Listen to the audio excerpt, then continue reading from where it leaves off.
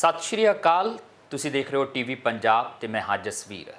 Canada bulletin ਦੇ ਵਿੱਚ ਤੁਹਾਡਾ ਸਵਾਗਤ ਹੈ। ਸਭ ਤੋਂ ਪਹਿਲਾਂ ਨਜ਼ਰ ਪਾਉਂਦੇ ਹਾਂ ਹੈਡਲਾਈਨਸ ਤੇ।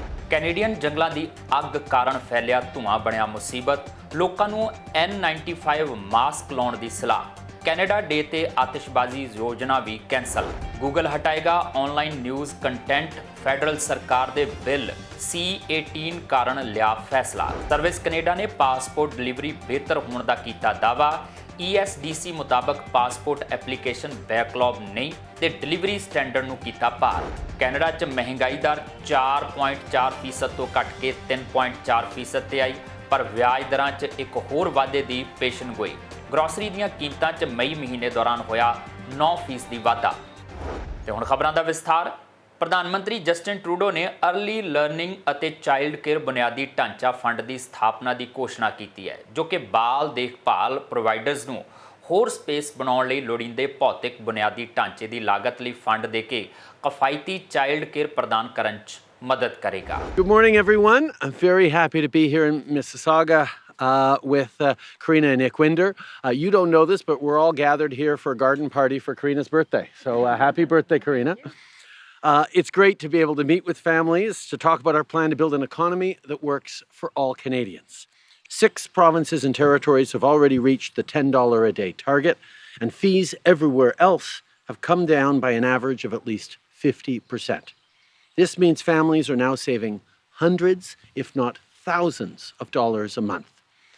This is not just about making life more affordable, it's also about growing our economy. Over the past few years, largely because of our investments in childcare, the rate of women with children under 6 joining the workforce has skyrocketed. Studies show that for every dollar invested in early childhood education, the broader economy receives between $1.50 and almost $3 in return.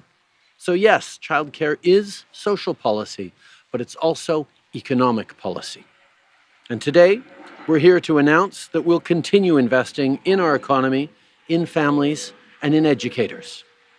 On est en train de mettre en place le premier système de garde d'enfants à l'échelle du Canada, et on sait que l'infrastructure est un élément essentiel.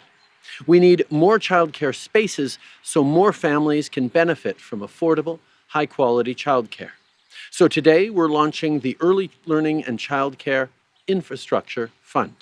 This is a $625 million investment over 4 years that will help early learning and childcare providers renovate, retrofit, and build new not-for-profit and public childcare facilities. Childcare providers and educators are at the forefront of building a Canada-wide system, including delivering on our $10 a day commitment. So I want to thank them for all of their work as we continue to recognize and support their efforts here in Ontario and right across the country.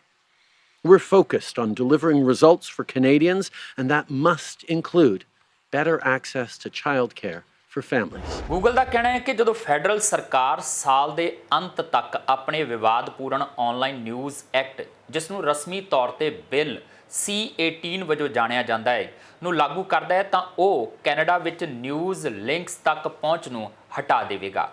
ਇਹ meta ਦੇ ਘੋਸ਼ਣਾ ਤੋਂ ਬਾਅਦ ਹੈ, ਜੋ ਹੁਣ ਉੱਭਰ ਰਹੇ ਪੱਤਰਕਾਰਾਂ ਦੀ ਭਰਤੀ ਦਾ ਸਮਰਥਨ ਕਰਨ ਵਾਲੇ ਕੈਨੇਡੀਅਨ ਪ੍ਰੈਸ ਨਾਲ ਇਕਰਾਰਨਾਮਾ ਖਤਮ ਕਰਨ ਜਾ ਰਿਹਾ ਹੈ। ਕੈਨੇਡੀਅਨ ਜੰਗਲਾਂ ਦੀ ਅੱਗ ਕਾਰਨ ਉੱਠਿਆ ਧੂਆਂ ਕੈਨੇਡਾ ਅਮਰੀਕਾ ਦੇ ਕਰੋੜਾਂ ਲੋਕਾਂ ਲਈ ਪਰੇਸ਼ਾਨੀ ਬਣ ਗਿਆ ਹੈ ਤੇ ਪ੍ਰਦੂਸ਼ਿਤ ਹਵਾ ਵਿੱਚ ਸਾਹ ਲੈਣ ਤੋਂ ਇਲਾਵਾ ਹੋਰ ਕੋਈ ਚਾਰਾ ਨਜ਼ਰ ਨਹੀਂ ਆ ਰਿਹਾ। ਟੋਰਾਂਟੋ ਦੁਨੀਆ ਦਾ 6ਵਾਂ ਸਭ ਤੋਂ ਪ੍ਰਦੂਸ਼ਿਤ ਇਲਾਕਾ ਬਣ ਚੁੱਕਾ ਹੈ। ਪ੍ਰਦੂਸ਼ਣ ਦਾ ਅਸਰ ਅਮਰੀਕਾ ਦੇ ਕੈਂਟਕੀ ਸੂਬੇ ਤੱਕ ਮਹਿਸੂਸ ਕੀਤਾ ਜਾ ਰਿਹਾ ਹੈ ਤੇ ਸਿਹਤ ਮਾਹਰਾਂ ਵੱਲੋਂ ਲੋਕਾਂ ਨੂੰ N95 ਮਾਸਕ ਲਗਾਉਣ ਦੀ ਸਲਾਹ ਦਿੱਤੀ ਗਈ ਹੈ। ਕੈਨੇਡਾ ਅਮਰੀਕਾ ਦੇ ਕਰੋੜਾਂ ਲੋਕਾਂ ਲਈ ਜੰਗਲਾਂ ਦੀ ਅੱਗ ਕਾਰਨ ਉੱਠਿਆ ਧੂਆਂ ਇੱਕ ਵਾਰ ਫਿਰ ਪਰੇਸ਼ਾਨੀ ਬਣ ਗਿਆ ਹੈ ਅਤੇ ਪ੍ਰਦੂਸ਼ਿਤ ਹਵਾ ਵਿੱਚ ਸਾਹ ਲੈਣ ਤੋਂ ਇਲਾਵਾ ਹੋਰ ਕੋਈ ਚਾਰਾ ਨਜ਼ਰ ਨਹੀਂ ਆ ਰਿਹਾ। ਟੋਰਾਂਟੋ ਦੁਨੀਆ ਦਾ 6ਵਾਂ ਸਭ ਤੋਂ ਪ੍ਰਦੂਸ਼ਿਤ ਇਲਾਕਾ ਬਣ ਚੁੱਕਾ ਹੈ, ਜਦਕਿ ਗ੍ਰੇਟਰ ਟੋਰਾਂਟੋ ਏਰੀਆ ਵਿੱਚ ਵੀ ਹਾਲਾਤ ਬੱਤਰ ਬਣੇ ਹੋਏ ਨੇ। ਇੱਕ ਰਿਪੋਰਟ ਮੁਤਾਬਕ ਬੁੱਧਵਾਰ ਸਵੇਰ ਤੱਕ ਕੈਨੇਡਾ ਦੇ ਜੰਗਲਾਂ 'ਚ 487 ਥਾਵਾਂ ਤੇ ਅੱਗ ਲੱਗੀ ਹੋਈ ਸੀ ਤੇ ਇਹਨਾਂ ਵਿੱਚੋਂ 253 ਥਾਵਾਂ ਤੇ ਅੱਗ ਬੇਕਾਬੂ ਦੱਸੀ ਜਾ ਰਹੀ ਹੈ। ਪ੍ਰਦੂਸ਼ਣ ਦਾ ਅਸਰ ਅਮਰੀਕਾ ਦੇ ਕੈਂਟਕੀ ਸੂਬੇ ਤੱਕ ਮਹਿਸੂਸ ਕੀਤਾ ਜਾ ਰਿਹਾ ਹੈ ਅਤੇ ਸਿਹਤ ਮਾਹਿਰਾਂ ਵੱਲੋਂ ਲੋਕਾਂ ਨੂੰ N95 ਮਾਸਕ ਲਗਾਉਣ ਦੀ ਸਲਾਹ ਦਿੱਤੀ ਗਈ ਹੈ। ਐਨਵਾਇਰਨਮੈਂਟ ਕੈਨੇਡਾ ਦਾ ਕਹਿਣਾ ਹੈ ਕਿ ਹਵਾ ਪ੍ਰਦੂਸ਼ਣ ਵੱਖ-ਵੱਖ ਇਲਾਕਿਆਂ 'ਚ ਵੱਖੋ ਵੱਖਰਾ ਹੋ ਸਕਦਾ ਹੈ ਅਤੇ ਵੀਰਵਾਰ ਰਾਤ ਤੋਂ ਪਹਿਲਾਂ ਇਸ ਵਿੱਚ ਸੁਧਾਰ ਹੋਣ ਦੇ ਆਸਾਰ ਨਹੀਂ।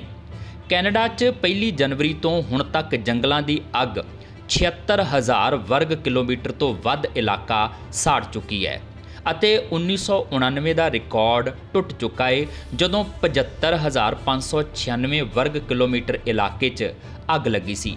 ਟੋਰਾਂਟੋ 'ਚ ਸਾਰੇ ਆਊਟਡੋਰ ਸਮਾਗਮ ਰੱਦ ਕਰਨ ਦਾ ਐਲਾਨ ਕੀਤਾ ਗਿਆ ਹੈ ਅਤੇ ਕੈਨੇਡਾ ਪੋਸਟ ਵੱਲੋਂ ਵਿੰਡਸਰ ਸਣੇ ਕਈ ਇਲਾਕਿਆਂ 'ਚ ਡਾਕ ਸੇਵਾ ਰੋਕ ਦਿੱਤੀ ਗਈ ਹੈ।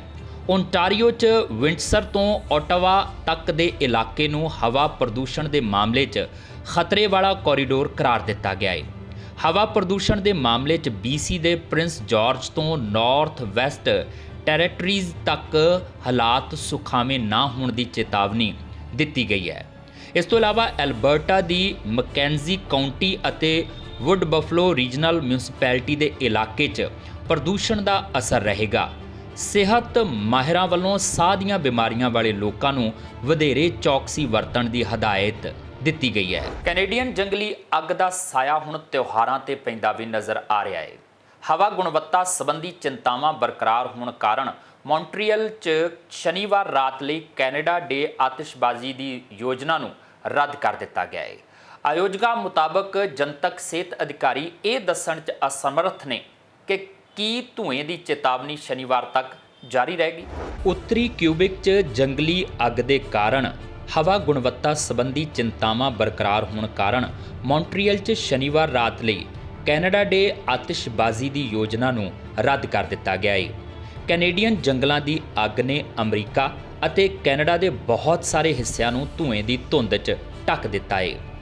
ਟੈਂਡਮ ਕਮਿਊਨੀਕੇਸ਼ਨ ਦੇ ਸਟੀਫਨ ਗੋਟਿਨ ਜੋ ਕਿ ਕੈਨੇਡਾ ਡੇ ਸਮਾਗਮ ਦੇ ਆਯੋਜਕਾਂ ਦੀ ਨੁਮਾਇੰਦਗੀ ਕਰਦਾ ਹੈ ਨੇ ਵੀਰਵਾਰ ਨੂੰ ਕਿਹਾ ਕਿ ਜਨਤਕ ਸਿਹਤ ਅਧਿਕਾਰੀ ਇਹ ਦੱਸਣ 'ਚ ਅਸਮਰੱਥ ਹਨ ਕਿ ਕੀ ਧੂਏ ਦੀ ਚੇਤਾਵਨੀ ਸ਼ਨੀਵਾਰ ਤੱਕ ਜਾਰੀ ਰਹੇਗੀ, ਪਰ ਉਸ ਨੇ ਕਿਹਾ ਕਿ ਆਯੋਜਕ ਹਵਾ ਵਿੱਚ ਕੋਈ ਹੋਰ ਪ੍ਰਦੂਸ਼ਕ ਨਹੀਂ ਪਾਉਣਾ ਚਾਹੁੰਦੇ।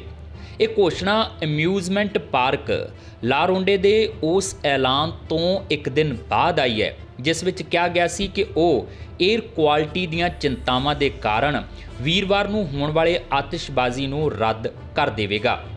ਐਨਵਾਇਰਨਮੈਂਟ ਕੈਨੇਡਾ ਨੇ ਮੌਂਟਰੀਅਲ ਅਤੇ ਲੋਵਲ ਖੇਤਰਾਂ ਲਈ ਜੰਗਲਾਂ ਦੀ ਅੱਗ ਦੇ ਸੂਖਮ ਕਣਾਂ ਕਾਰਨ ਧੂਏ ਦੀ ਚੇਤਾਵਨੀ ਜਾਰੀ ਕੀਤੀ ਹੈ। ਰਾਸ਼ਟਰੀ ਪੱਧਰ ਤੇ 490 ਥਾਈਂ ਅੱਗ ਲੱਗੀ ਹੋਈ ਹੈ ਜਿਨ੍ਹਾਂ ਵਿੱਚੋਂ 255 ਨੂੰ ਕਾਬੂ ਤੋਂ ਬਾਹਰ ਮੰਨਿਆ ਜਾ ਰਿਹਾ ਹੈ। ਕਿਊਬਿਕ ਦੀ ਜੰਗਲ ਦੀ ਅੱਗ ਰੋਕਥਾਮ ਏਜੰਸੀ 110 ਥਾਈਂ ਅੱਗ ਦੀ ਰਿਪੋਰਟ ਕਰ ਰਹੀ ਹੈ। ਕੈਨੇਡਾ ਦੀ ਸਰਕਾਰ ਅਨੁਸਾਰ ਕੈਨੇਡਾ ਦਾ ਰਿਕਾਰਡ 30,000 ਵਰਗ ਮੀਲ ਸੜ ਗਿਆ ਹੈ ਜੋ ਕਿ ਦੱਖਣੀ ਕੈਰੋਲੀਨਾ ਜਿੰਨਾ ਵੱਡਾ ਖੇਤਰ ਹੈ। ਸਰਵਿਸ ਕੈਨੇਡਾ ਨੇ ਪਾਸਪੋਰਟ ਡਿਲੀਵਰੀ ਦੇ ਬਿਹਤਰ ਹੋਣ ਦਾ ਦਾਅਵਾ ਕੀਤਾ ਹੈ। ESDC ਮੁਤਾਬਕ ਇੱਥੇ ਕੋਈ ਹੋਰ ਪਾਸਪੋਰਟ ਐਪਲੀਕੇਸ਼ਨ ਬੈਕਲੌਗ ਨਹੀਂ ਅਤੇ ਸਰਵਿਸ ਕੈਨੇਡਾ ਜ਼ਿਆਦਾ ਐਪਲੀਕੇਸ਼ਨਾਂ ਲਈ ਡਿਲੀਵਰੀ ਸਟੈਂਡਰਡ ਨੂੰ ਪਾਰ ਕਰ ਰਿਹਾ ਹੈ। ਸਰਵਿਸ ਕੈਨੇਡਾ ਨੇ ਰਿਪੋਰਟ ਦਿੱਤੀ ਹੈ ਕਿ passport delivery pre pandemic processing ਸਮੇਂ ਤੇ ਵਾਪਸ ਆ ਗਈ ਹੈ। Employment and social development Canada ਦੁਆਰਾ ਇੱਕ ਤਾਜ਼ਾ ਖਬਰ ਜਾਰੀ ਕੀਤੀ ਗਈ ਹੈ ਕਿ ਇੱਥੇ ਕੋਈ ਹੋਰ ਪਾਸਪੋਰਟ ਐਪਲੀਕੇਸ਼ਨ ਬੈਕਲੌਗ ਨਹੀਂ ਹੈ ਅਤੇ ਸਰਵਿਸ ਕੈਨੇਡਾ ਜ਼ਿਆਦਾਤਰ ਐਪਲੀਕੇਸ਼ਨਾਂ ਲਈ ਡਿਲੀਵਰੀ ਸਟੈਂਡਰਡ ਨੂੰ ਪਾਰ ਕਰ ਰਿਹਾ ਹੈ। ਇਹ 19 ਅਪ੍ਰੈਲ ਤੋਂ 1 ਮਈ ਤੱਕ 12 ਦਿਨ ਚੱਲੀ public service alliance of Canada ਦੀ ਹੜਤਾਲ ਕਾਰਨ ਹੋਈ ਇੱਕ ਸੰਖੇਪ ਰੁਕਾਵਟ ਦੇ ਬਾਵਜੂਦ ਹੈ। ਲਗਭਗ ਸਾਰੇ ਪਾਸਪੋਰਟ ਹੁਣ 10 ਤੋਂ 20 ਦਿਨਾਂ ਦੇ ਟੀਚੇ ਦੇ ਅੰਦਰ ਡਿਲੀਵਰ ਕੀਤੇ ਜਾ ਰਹੇ ਨੇ। ਬਸ ਇਹ ਇਸ ਤੇ ਨਿਰਭਰ ਕਰਦਾ ਹੈ ਕਿ ਪਾਸਪੋਰਟ ਅਰਜ਼ੀ ਕਿਵੇਂ ਜਮ੍ਹਾਂ ਕੀਤੀ ਜਾਂਦੀ ਹੈ। ESDC ਦਾ ਕਹਿਣਾ ਹੈ ਕਿ ਜਾਰੀ ਕੀਤੇ ਗਏ ਲਗਭਗ 98% ਪਾਸਪੋਰਟ ਇਨਟੇਕ ਵਿਧੀ ਦੀ ਪਰਵਾਹ ਕੀਤੇ ਬਿਨਾਂ ਸਰਵਿਸ ਦੇ ਮਾਪਦੰਡਾਂ ਦੇ ਅੰਦਰ ਜਾਰੀ ਕੀਤੇ ਜਾਂਦੇ ਨੇ। ਇਹ ਖਬਰ 1 ਸਾਲ ਬਾਅਦ ਆਈ ਹੈ ਜਦੋਂ ਪੂਰੇ ਕੈਨੇਡਾ ਵਿੱਚ ਪਾਸਪੋਰਟ ਦਫ਼ਤਰਾਂ ਨੇ ਬਹੁਤ ਸਾਰੇ COVID-19 ਸੰਬੰਧਿਤ ਯਾਤਰਾ ਪਾਬੰਦੀਆਂ ਨੂੰ ਹਟਾਉਣ ਤੋਂ ਬਾਅਦ ਨਵੇਂ ਜਾਂ ਨਵੀਨੀਕਰਨ ਕੀਤੇ ਪਾਸਪੋਰਟਾਂ ਦੀ ਬੇਮਿਸਾਲ ਮੰਗ ਦਾ ਅਨੁਭਵ ਕੀਤਾ। ਪਾਸਪੋਰਟ ਦਫ਼ਤਰਾਂ ਤੇ ਲਾਈਨਾਂ ਅਕਸਰ ਘੰਟਿਆਂ ਤੱਕ ਲੰਬੀਆਂ ਹੁੰਦੀਆਂ ਨੇ।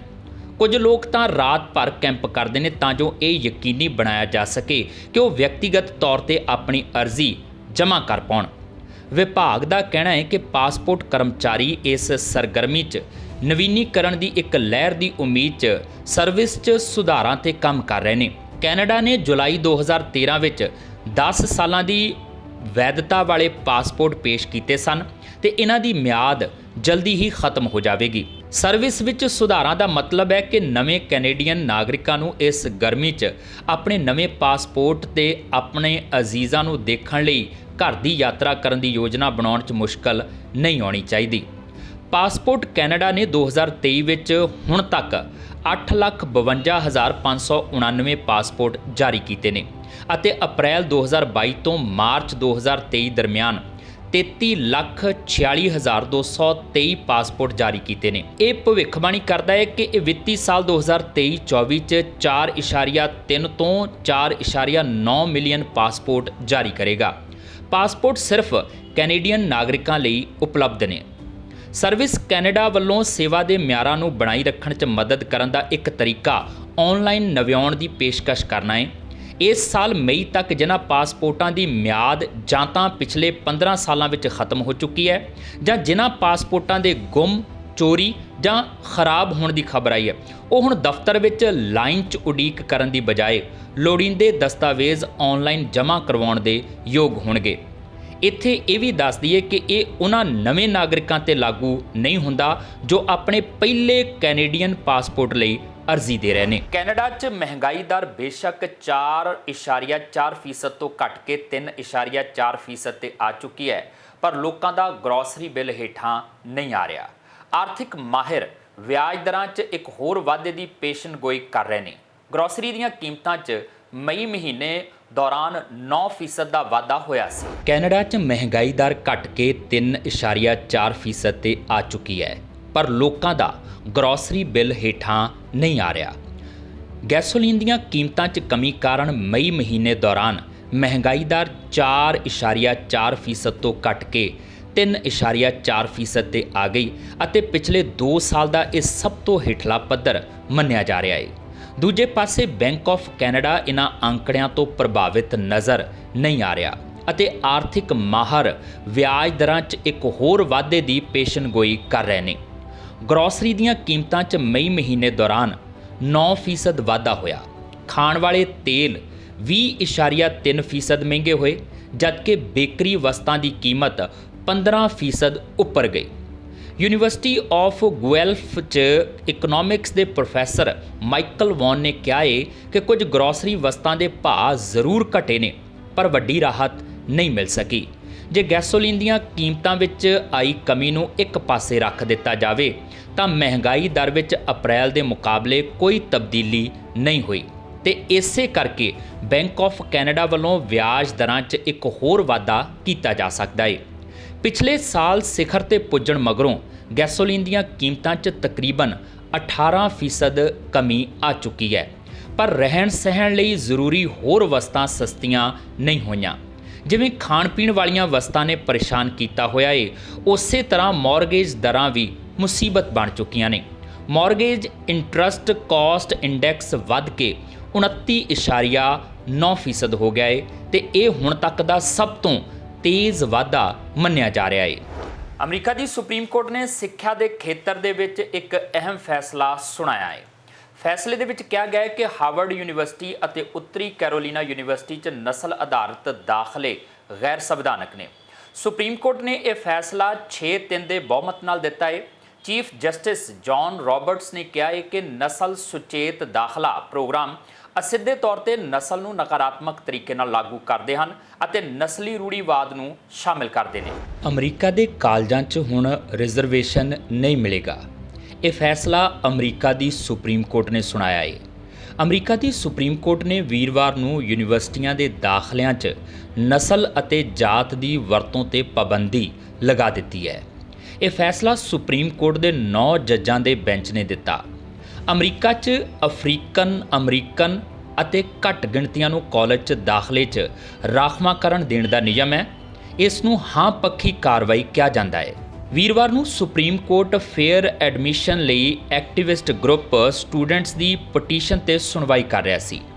ਇਸ ਸਮੂਹ ਨੇ ਉੱਚ ਸਿੱਖਿਆ ਦੇ ਸਭ ਤੋਂ ਪੁਰਾਣੇ ਨਿੱਜੀ ਅਤੇ ਸਰਕਾਰੀ ਅਦਾਰਿਆਂ, ਖਾਸ ਕਰਕੇ ਹਾਰਵਰਡ ਯੂਨੀਵਰਸਿਟੀ ਅਤੇ ਉੱਤਰੀ ਕੈਰੋਲੀਨਾ ਯੂਨੀਵਰਸਿਟੀ ਦੀ ਦਾਖਲਾ ਨੀਤੀ ਵਿਰੁੱਧ 2 ਪਟੀਸ਼ਨਾਂ ਦਾਇਰ ਕੀਤੀਆਂ ਸਨ। ਉਸਨੇ ਦਲੀਲ ਦਿੱਤੀ ਕਿ ਇਹ ਨੀਤੀ ਗੋਰੇ ਅਤੇ ਏਸ਼ੀਆਈ ਅਮਰੀਕੀ ਲੋਕਾਂ ਨਾਲ ਵਿਤਕਰਾ ਕਰਦੀ ਹੈ। ਰਾਸ਼ਟਰਪਤੀ ਜੋ ਬਾਈਡਨ ਨੇ ਸੁਪਰੀਮ ਕੋਰਟ ਦੇ ਇਸ ਫੈਸਲੇ ਤੇ ਇਤਰਾਜ਼ ਜਤਾਇਆ ਹੈ। ਨਿਊਜ਼ ਏਜੰਸੀ AFP ਮੁਤਾਬਕ ਬਾਈਡਨ ਨੇ ਕਿਹਾ, ਮੈਂ ਸੁਪਰੀਮ ਕੋਰਟ ਦੇ ਇਸ ਫੈਸਲੇ ਨਾਲ ਅਸਹਿਮਤ ਹਾਂ।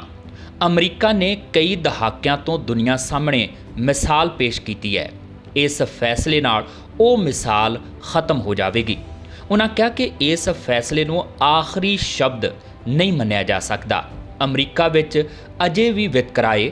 ਇਹ ਫੈਸਲਾ ਇਸ ਕੌੜੇ ਸੱਚ ਨੂੰ ਨਹੀਂ ਬਦਲ ਸਕਦਾ। ਉਧਰ ਸਾਬਕਾ ਰਾਸ਼ਟਰਪਤੀ ਡੋਨਾਲਡ ਟਰੰਪ ਨੇ ਇਸ ਫੈਸਲੇ ਦਾ ਸਵਾਗਤ ਕੀਤਾ ਹੈ। ਉਸਨੇ ਕਿਹਾ ਹੈ, ਇਹ ਇੱਕ ਸ਼ਾਨਦਾਰ ਦਿਨ ਹੈ। ਜੋ ਦੇਸ਼ ਦੇ ਵਿਕਾਸ ਲਈ ਸਖਤ ਮਿਹਨਤ ਕਰ ਰਹੇ ਨੇ, ਉਹਨਾਂ ਦਾ ਨਤੀਜਾ ਆਖਰਕਾਰ ਸਾਹਮਣੇ ਆਇਆ ਹੈ। ਜੇਕਰ ਯੂਨੀਵਰਸਿਟੀ 'ਚ ਦਾਖਲਾ ਲੈਣ ਦਾ ਫਾਇਦਾ ਕੁਝ ਵਰਗ ਦੇ ਲੋਕਾਂ ਨੂੰ ਦਿੱਤਾ ਜਾਂਦਾ ਹੈ ਤਾਂ ਇਹ ਬਾਕੀਆਂ ਨਾਲ ਵਿਤਕਰਾ ਹੋਵੇਗਾ ਜੋ ਉਹਨਾਂ ਦੇ ਅਧਿਕਾਰਾਂ ਦੇ ਖਿਲਾਫ ਹੈ। ਇਸ ਸਾਲ ਦੀ ਸ਼ੁਰੂਆਤ 'ਚ ਅਮਰੀਕਾ ਦੇ ਉੱਪਰ ਉਡਣ ਵਾਲੇ ਚੀਨੀ ਜਸੂਸੀ ਗੁਬਾਰਾ ਕਿਸੇ ਤਰ੍ਹਾਂ ਦੀ ਵੀ ਖੁਫੀਆ ਜਾਣਕਾਰੀ ਨਹੀਂ ਹਾਸਲ ਕਰ ਸਕਿਆ। ਇਹ ਬਿਆਨ ਅਮਰੀਕੀ ਰੱਖਿਆ ਵਿਭਾਗ ਵੱਲੋਂ ਆਇਆ ਹੈ। ਦਰਅਸਲ ਇਸ ਚੀਨੀ ਜਸੂਸੀ ਗੁਬਾਰੇ ਨੂੰ ਅਮਰੀਕੀ ਫਾਈਟਰ ਜੈਟ ਨੇ ਐਟਲਾਂਟਿਕ ਮਹਾਸਾਗਰ ਵਿੱਚ ਮਾਰ ਗਿਰਾਇਆ ਸੀ। ਅਮਰੀਕੀ ਰੱਖਿਆ ਵਿਭਾਗ ਦੇ ਵੱਲੋਂ ਚੀਨੀ ਜਸੂਸੀ ਗੁਬਾਰੇ ਨੂੰ ਲੈ ਕੇ ਬਿਆਨ ਆਇਆ ਹੈ।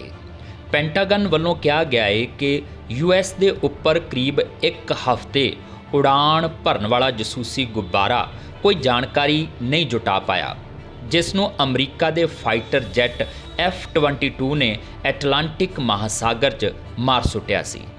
ਇਸ ਸਾਲ ਦੀ ਸ਼ੁਰੂਆਤ ਦੇ ਵਿੱਚ ਅਮਰੀਕਾ ਦੇ ਉੱਪਰ ਉਡਣ ਵਾਲਾ ਚੀਨੀ ਜਸੂਸੀ ਗੁਬਾਰਾ ਕਿਸੇ ਵੀ ਤਰ੍ਹਾਂ ਦੀ ਖੁਫੀਆ ਜਾਣਕਾਰੀ ਹਾਸਲ ਕਰਨ 'ਚ ਨਾਕਾਮ ਰਿਹਾ ਸੀ। ਅਮਰੀਕੀ ਰੱਖਿਆ ਵਿਭਾਗ ਪੈਂਟਾਗਨ ਨੇ ਕਿਹਾ ਕਿ ਗੁਬਾਰੇ ਨੂੰ ਸੁੱਟੇ ਜਾਣ ਤੋਂ ਪਹਿਲਾਂ ਉਸਨੇ ਕੋਈ ਜਾਣਕਾਰੀ ਇਕੱਤਰ ਨਹੀਂ ਕੀਤੀ ਸੀ। ਪੈਂਟਾਗਨ ਦੇ ਬੁਲਾਰੇ ਬ੍ਰਿਗੇਡੀਅਰ ਜਨਰਲ ਪੈਟ ਰਾਈਡਰ ਨੇ ਪੱਤਰਕਾਰਾਂ ਨੂੰ ਕਿਹਾ, ਸਾਡਾ ਅੰਦਾਜ਼ਾ ਹੈ ਕਿ ਜਦ ਇਹ ਅਮਰੀਕਾ ਦੇ ਉੱਪਰ ਉਡਾਨ ਭਰ ਰਿਹਾ ਸੀ ਤਾਂ ਇਹ ਕੋਈ ਜਾਣਕਾਰੀ ਇਕੱਤਰ ਨਹੀਂ ਕਰ ਸਕਿਆ। ਦੱਸ ਦਈਏ ਕਿ ਚੀਨ ਦੇ ਇਸ ਜਸੂਸੀ ਗੁਬਾਰੇ ਨੂੰ ਮਾਰੇ ਜਾਣ ਤੋਂ ਪਹਿਲਾਂ ਅਮਰੀਕਾ ਅਤੇ ਕੈਨੇਡਾ ਦੇ ਉੱਪਰ ਇਹ ਉਡਾਨ ਭਰਦਾ ਰਿਹਾ ਸੀ। ਦਰਅਸਲ ਇਸ ਸਾਲ ਜਨਵਰੀ ਦੇ ਆਖਰੀ ਹਫ਼ਤੇ 'ਚ ਚੀਨ ਦਾ ਇੱਕ ਗੁਬਾਰਾ ਅਮਰੀਕੀ ਵਾਯੂ ਖੇਤਰ 'ਚ ਮੰਡਰਾਉਂਦਾ ਦਿਖਾਈ ਦਿੱਤਾ ਸੀ। ਅਮਰੀਕੀ ਸੈਨਾ ਨੇ ਉਸ 'ਤੇ ਕਰੜੀ ਨਜ਼ਰ ਰੱਖੀ ਸੀ। 3 ਦਿਨਾਂ ਤੱਕ ਇਹ ਗੁਬਾਰਾ ਅਮਰੀਕਾ ਦੇ ਮੋਂਟਾਨਾ ਖੇਤਰ 'ਚ ਉੱਡਦਾ ਰਿਹਾ। ਮੋਂਟਾਨਾ ਵਿੱਚ ਹੀ ਅਮਰੀਕਾ ਦਾ ਇੱਕ ਨਿਊਕਲੀਅਰ ਮਿਜ਼ਾਈਲ ਖੇਤਰ ਹੈ ਤੇ ਅਮਰੀਕਾ ਨੂੰ ਅੰਦੇਸ਼ਾ ਸੀ ਕਿ ਗੁਬਾਰਾ ਸੰਵੇਦਨਸ਼ੀਲ ਖੇਤਰ ਦੇ ਵਿੱਚ ਗੁਜ਼ਰਦੇ ਹੋਏ ਜਾਣਕਾਰੀ ਚੀਨ ਤੱਕ ਪਹੁੰਚਾਏਗਾ।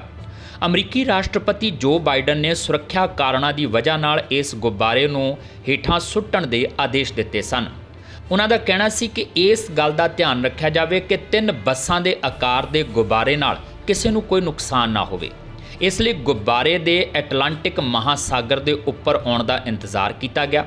ਗੁਬਾਰਾ ਜਦ ਸਮੁੰਦਰੀ ਖੇਤਰ 'ਚ ਆਇਆ, ਉਸ ਤੋਂ ਬਾਅਦ ਅਮਰੀਕੀ 에ਅਰ ਫੋਰਸ ਨੇ ਹਾਈਟੈਕ F-22 ਰੈਪਟਰ 에ਅਰਕ੍ਰਾਫਟ ਦੀ ਮਦਦ ਨਾਲ ਚੀਨੀ ਗੁਬਾਰੇ ਨੂੰ ਹੇਠਾਂ ਸੁੱਟ ਦਿੱਤਾ। ਚੀਨ ਨੇ ਗੁਬਾਰਾ ਸੁੱਟੇ ਜਾਣ ਤੋਂ ਪਹਿਲਾਂ ਤਾਂ ਨਰਮੀ ਦਿਖਾਈ ਸੀ, ਪਰ ਜਦੋਂ ਅਮਰੀਕਾ ਨੇ ਇਹਨੂੰ ਹੇਠਾਂ ਸੁੱਟਿਆ ਤੇ ਮਲਬਾ ਦੇਣ ਤੋਂ ਇਨਕਾਰ ਕਰ ਦਿੱਤਾ ਤਾਂ ਚੀਨ ਭੜਕ ਗਿਆ। ਹੁਣ ਇਸ ਮਾਮਲੇ ਦੇ ਵਿੱਚ ਚੀਨ ਦਾ ਕਹਿਣਾ ਆ ਕਿ ਉਸ ਦਾ ਮੌਸਮ ਦੀ ਜਾਣਕਾਰੀ ਜਮ੍ਹਾਂ ਕਰਨ ਵਾਲਾ ਗੁਬਾਰਾ ਗਲਤੀ ਦੇ ਨਾਲ ਅਮਰੀਕੀ 에ਅਰ ਸਪੇਸ 'ਚ ਚਲਾ ਗਿਆ ਸੀ। ਇਸ ਨੂੰ ਲੈ ਕੇ ਅਮਰੀਕਾ ਚੀਨ ਦੇ ਵਿਚਕਾਰ ਤਣਾਅ ਚਰਮ ਤੇ ਪਹੁੰਚ ਗਿਆ ਸੀ। ਅਮਰੀਕੀ ਵਿਦੇਸ਼ ਮੰਤਰੀ ਐਂਟਨੀ ਬਲਿੰਕਨ ਉਸ ਸਮੇਂ ਰਿਸ਼ਤਿਆਂ ਨੂੰ ਸਮਾਨ ਕਰਨ ਦੇ ਲਈ ਚੀਨ ਜਾਣ ਵਾਲੇ ਸਨ। ਇਸ ਘਟਨਾ ਤੋਂ ਬਾਅਦ ਉਹਨਾਂ ਨੇ ਆਪਣਾ ਦੌਰਾ ਰੱਦ ਕਰ ਦਿੱਤਾ ਸੀ। ਗੁਬਾਰਾ ਸੁੱਟੇ ਜਾਣ ਤੋਂ ਬਾਅਦ ਅਮਰੀਕੀ ਰੱਖਿਆ ਮੰਤਰਾਲੇ ਨੇ ਕੋਸ਼ਿਸ਼ ਕੀਤੀ ਸੀ ਕਿ ਦੋਨਾਂ ਦੇਸ਼ਾਂ ਦੇ ਰੱਖਿਆ ਮੰਤਰੀਆਂ ਦੀ ਫੋਨ ਤੇ ਗੱਲ ਹੋਵੇ, ਪਰ ਚੀਨ ਨੇ ਇਹ ਪੇਸ਼ਕਸ਼ ਠੁਕਰਾ ਦਿੱਤੀ ਸੀ। ਤੇ ਇਸ ਦੇ ਨਾਲ ਹੀ ਆਪਣੇ ਜਸਵੀਰ ਨੂੰ ਦਿਓ ਇਜਾਜ਼ਤ। ਦੇਖਦੇ ਰਹੋ TV ਪੰਜਾਬ।